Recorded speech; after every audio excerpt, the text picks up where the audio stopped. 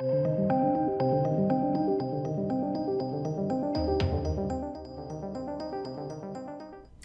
ladies and gentlemen.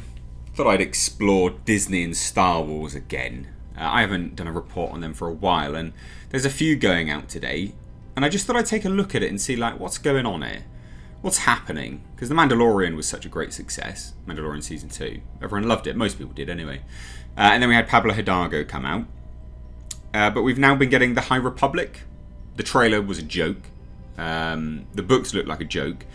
But more importantly, the authors behind it seem to be racially prejudiced against white people and drinking the woke Kool-Aid.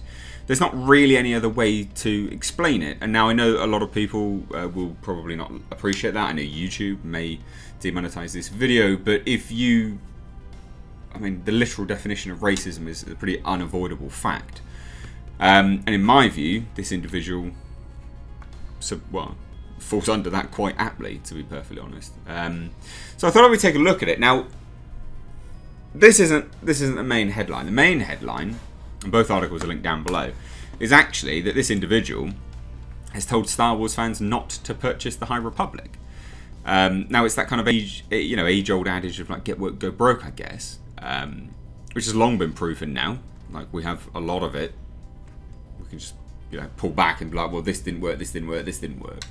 Because if you distance your core fan base, who are you marketing to? But this individual seems unrepentant in that. And I want to indicate her backstory whilst I go into this, basically. Because it's a joke. So, Star Wars The High Republic author Justina Ireland took to Twitter to tell Star Wars fans not to purchase The High Republic. And this is after a whole year of bashing white people. She seems to have a massive prejudice due to white pigment. It's a joke. It's ridiculous. So earlier this week she took to Twitter where she wrote, I guess mediocre white men are still going to be on here bragging about their mediocrity, as though it's a hilarious anecdote instead of pure assholery. So thanks for establishing that baseline early 2021. Can you imagine if that was said about, just swap the white out for black? People would be in uproar. How long would you last on Twitter as a result? It wouldn't be very long. Now, this is the thing here, right? So, Geeta Jackson wrote, content creators, it used to be common folk wisdom to not share your political beliefs for fear of losing fans. How has the last 4 years changed that? Are you still afraid of losing fans? Now, that opens up an interesting conversation, doesn't it? As a content creator, unless your content is your politics, is there a need for the creator to discuss their personal politics? No, not really. But this explains where Star Wars is heading. Because the response was, bearing in mind, the follow-up to it was, relatedly, if you're okay with culling your audience of arseholes, do you have a secondary revenue stream, or Patreon, or is it just ad revenue? And she wrote this. The problem is, if you don't like my politics and my beliefs and my moral compass, you aren't going to like my books. So let's just go ahead and save everyone some time. Plus, there's an Amazon warehouse or Starbucks in every corner now, and I've had worse jobs. So, YOLO. YOLO! What are you doing, love? Now, I think the important thing to say here is, this individual seems to be well aware that lefty-leaning douche canoes, and I am lefty-leaning is fine, so is right-leaning. I'm saying predominantly the far left, just like we would say the far right is bad. But they seem to be indicating that most of them aren't consumers, which is funny because they're apparently stating that most arseholes are your audience, and by arseholes this individual would clearly be talking about right-leaning people. That's how this is phrased. That is the phrasing of this, which is funny because it's why would you do that? You're literally saying how this is phrased, relatedly, if you're okay with culling your audience of arseholes, to the fact that you would need a secondary revenue stream indicates that you think lefty-leaning people are not consumers and they don't buy into your stuff. So why are you marketing it towards them at the end of the day?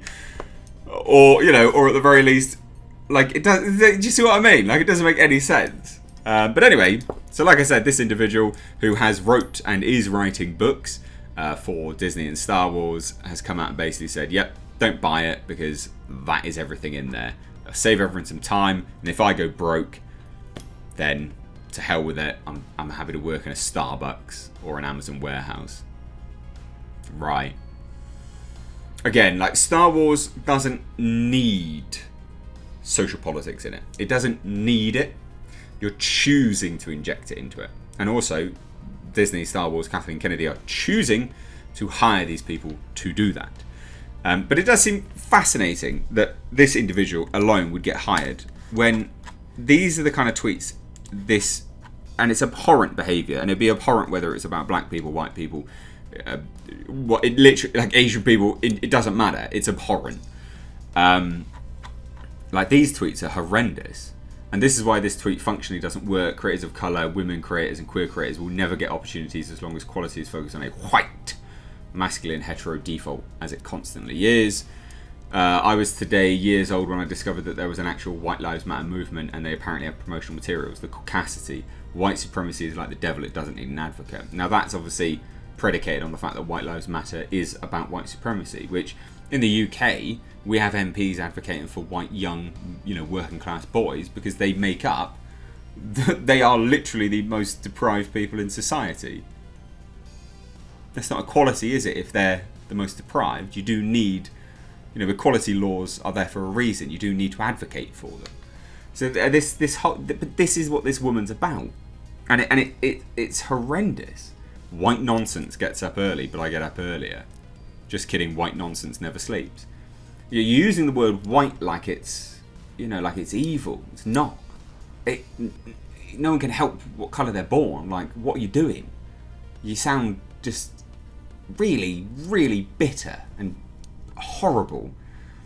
I bet you're awful at parties. Like, just what an awful individual. And this is the thing, I'm so tired of the lip service of woke white publishing folk who say one thing and then cash in by taking an extra space at the table, like by writing black MCs when they got no business. We see you. There are so many white people in publishing who are feeling like this is suddenly the moment to be woke, like we're supposed to forget everything they did on the backs of black and brown folk for years. This person has a serious vendetta. And the one which I really like, I hated this as well, this is awful, but this is the one I really didn't like.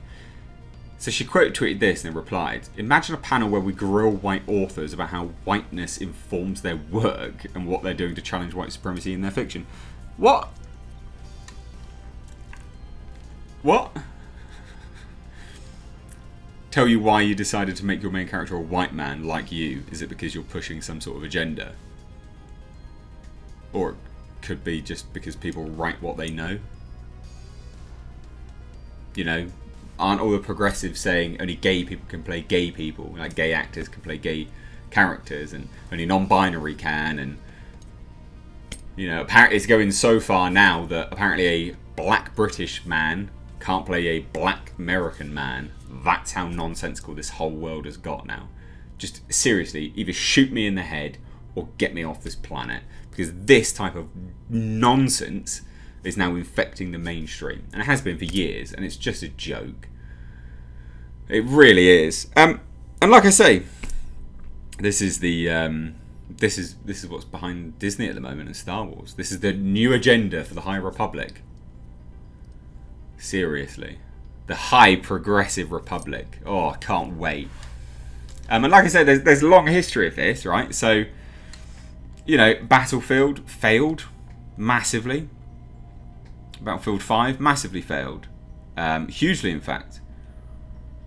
It didn't even hit its financial targets. Tanked. And a lot of people are just going to be like, no, definitely it's because it's people who are, sexist. It's like, mate, you're a business. You can't force change. And people, don't want to play forcing agendas. There are plenty of great female characters out there that people are happy to play. Happy. But it's when you force it and you're trying to coerce people It's just, honestly, what a joke.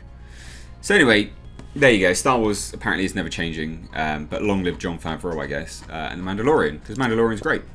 And that's the thing as well, Mandalorian's great, but someone like this individual would probably hate it, because Gina Carano is a strong female in there. You can't have a strong female that's right-leaning, even though I don't know if do we know her politics? I don't think we do. Maybe we do, I don't know, but, you know, apparently anything that's not far left is now, well, an artsy. Ridiculous. Anyway, let me know your thoughts down below. If you're new here, do hit subscribe. Thanks so much. Take care.